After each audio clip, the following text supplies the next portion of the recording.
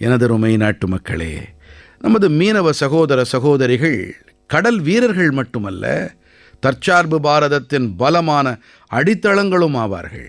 அவர்கள் பொழுது புலரும் முன்பாகவே கடலின் அலைகளுக்கு இடையே பயணித்து தங்கள் குடும்பத்தின் பொருளாதாரத்தை மட்டுமல்லாமல் தேசத்தின் பொருளாதாரத்தையும் பலப்படுத்துவதில் ஈடுபட்டிருக்கின்றார்கள். இத்தகைய கடும் உழைப்பாளிகளான மீனவர்களின் வாழ்க்கை இன்று பல வகைகளில் சுலபமானதாக ஆகிக் கொண்டு வருகின்றது. துறைமுகங்களின் வளர்ச்சியாகட்டும், மீனவர்களுக்கான காப்புறுதியாகட்டும், இப்படி பல முன்னெடுப்புகள் அவர்களுக்கு மிகவும் உதவிகரமாக ஆகி வருகின்றது. கடலிலே அவர்களுடைய செயல்பாடுகளை பருவநிலையின் போக்குதான் தீர்மானிக்கிறது என்பதை நாம் அறிவோம்.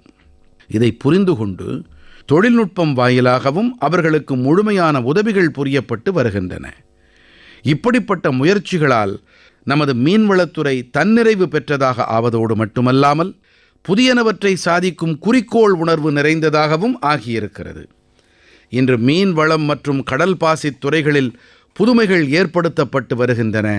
நமது மீனவ சகோதர சகோதரிகள் தற்சார்பு உடையவர்களாக ஆகி வருகின்றார்கள்.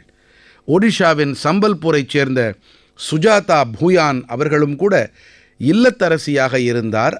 ஆனால் புதியதாக எதையாவது சாதிக்க வேண்டும், குடும்பத்துக்கு உதவியாக இருக்க வேண்டும் என்று விரும்பினார். ஆகையால் சில ஆண்டுகள் முன்பாக அவர் ஹீராகுண்ட் நீர்த்தேக்கத்திலே மீன் பண்ணையை தொடங்கினார். தொடக்க கட்டத்தில் இது அவருக்கு சுலபமாக இருக்கவில்லை.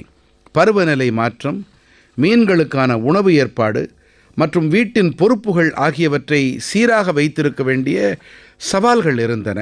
ஆனால் மனதில் உறுதி இருந்தது. வெறும் 2-3 ஆண்டுகளிலேயே அவர் தனது முயற்சியை ஒரு வளமான வர்த்தகமாக ஆக்கினார். இன்று இவருடைய வெற்றியானது சமுதாயத்தின் பெண்களுக்கு ஒரு நம்பிக்கை ஒளிக்கீற்றாக இருக்கின்றது.